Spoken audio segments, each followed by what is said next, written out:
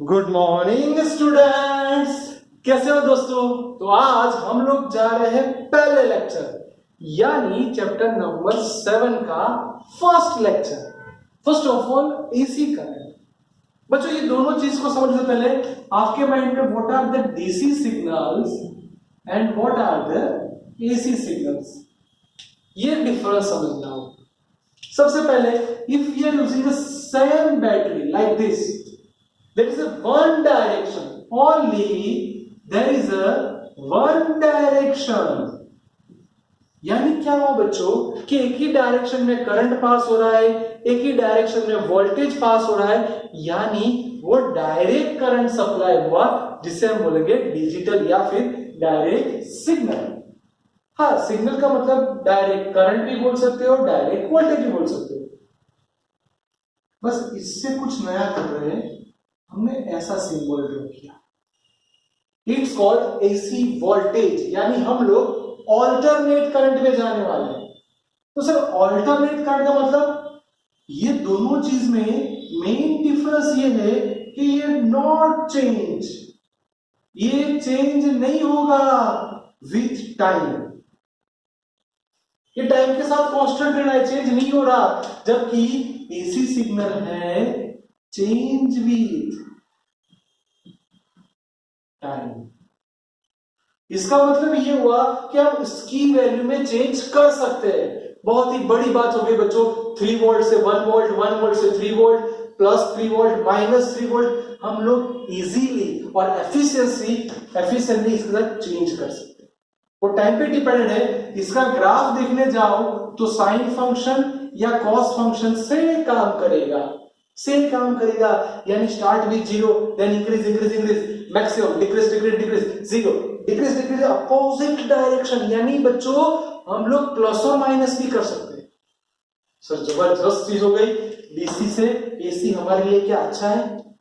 तो बच्चों आपको पता होना चाहिए कि ज्यादातर कंपनियां हैं जो वोल्टेज को प्रोड्यूस कर रही है, डिस्ट्रीब्यूट कर रही है। बच्चों याद रखना ये थोड़े वर्ड। एक डिस्ट्रीब्यूट करना, दूसरा ट्रांसमिट करना, उसका प्रोडक्शन करना। ये डिस्ट्रीब्यूशन, प्रोडक्शन और ट्रांसमिटेशन जो एसी सप्लाई का बहुत इजी वे में हो जाएगा, एफिशिएंसी से हो जाएगा, जो डीसी में नहीं होगा, क्योंकि वो तो कांस्टेंट है बच्चों, इसमें चेंज ही नहीं होगा। तो सर ये तो प्रॉब्लम हो गया। दूसरी बात कि सर इसके साथ साथ हमने यूज किया ट्रांसफॉर्मर। जो ट्रांसफॉर्मर है एक नया डिवाइस है जिसके बारे में पीछे पढ़ेंगे। ट्रांसफॉर्मर मतलब ऐसा डिवाइस कि जिसके कारण हम वोल्टेज की वैल्यू इंक्रीज या वोल्टेज की वैल्यू डिक्रीज कर सकते हैं। यानी वोल्टेज को बढ़ा भी सकते हैं, वोल्टेज को घटा भी सकते हैं।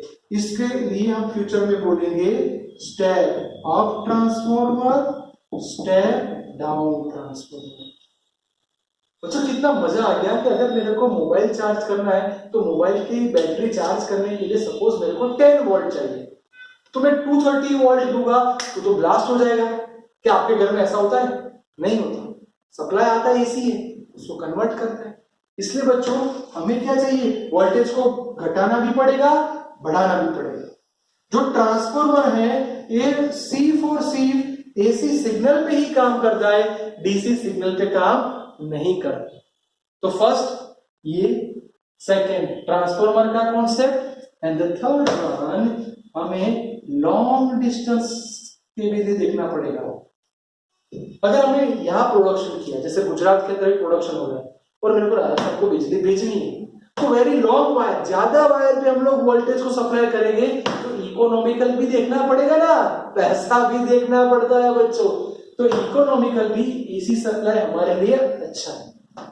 तो 3 रीजन हो गए जिसके कारण मैं बोलूंगा नहीं, अब मेरे को कुछ बड़ा सोचना पड़ेगा, कुछ बड़ा काम करना पड़ेगा, जिसे बोलेंगे एसी सप्लाई।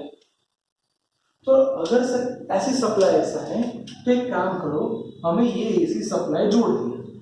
अगर इसके साथ हम लोग सिंपल सी बात करें कि सिर्फ अभी रेजिस्टेंस को ही कनेक्ट किया है, ये आपका एसी सप्लाई है, तो क्या होगा? बच्चों इसमें प्लस माइनस नहीं ड्रॉ कर सकते, क्योंकि एक बार अगर ये ऊपर से जाएगा तो दूसरी बार नीचे से जाएगा, यानी ऑल्टरनेट रहेगा। सर इसका फॉर्मूला आपने आगे वाले चैप्टर में बोल दिया था, Vm sin omega T. Yes और नो बच्चों, याद करो जनरेटर वाला concept. Yes sir. Sir resistance के बारे में आपने चैप्टर नंबर 3 में सिखा दिया था, Ohm's law, V is equal to IR। अब इन दोनों को इकट्ठा कर दे, बोलो क्या आएगा फॉर्मूला? अगर दोनों को इकट्ठा करे तो IR is equal to Vm sin omega T. बच्चों करंट चाहिए तो करंट को सब्जेक्ट बनाओ Vm by R sin omega T. हम लोग ऐसा भी बोल सकते हैं कि Vm बाय R को मैं मैक्सिमम करंट बोल दूं तो formula I is equal to Im sin omega T. बोलो बच्चों मेरे साथ, ये वाला फॉर्मूला आपका रेडी हो गया, आपके माइंड में क्लियर होना चाहिए। Im मतलब maximum current, Vm by resistance. Sir voltage में भी साइन फंक्शन है, करंट में भी साइन फंक्शन है, तो सर हमें ग्राफिकल रिप्रेजेंटेशन भी सिखा दो तो हमारा नीट जेडब्ल्यू वाला कॉन्सेप्ट भी क्लियर हो जाए, यानी एमसीक्यू भी पक्के हो जाए।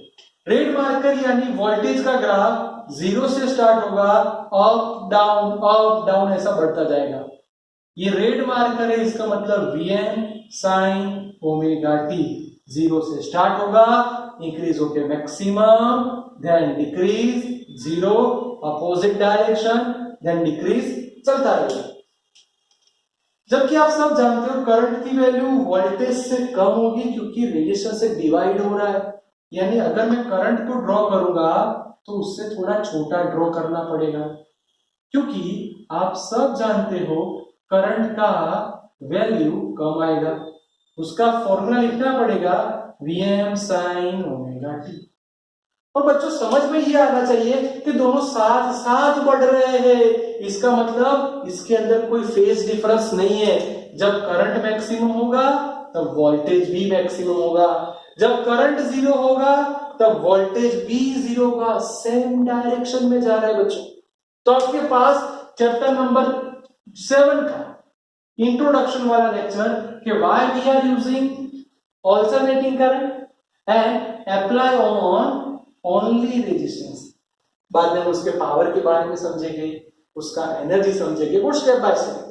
पर तो ये चैप्टर बहुत ही काम का है, धीरे धीरे जाना तो ही पूरा समझ में आएगा। ओके बच्चों ध्यान से देख लो, आपके सामने पूरा चैप्टर नंबर 7 में अभी मैंने सिर्फ और सिर्फ रेजिस्टेंस की बात की है। देख लो बच्चों, और इसको अच्छे से नोटबुक में लिख देना। ओके बच्चों, ग्राफ ड्रॉ करना और लिख लेना।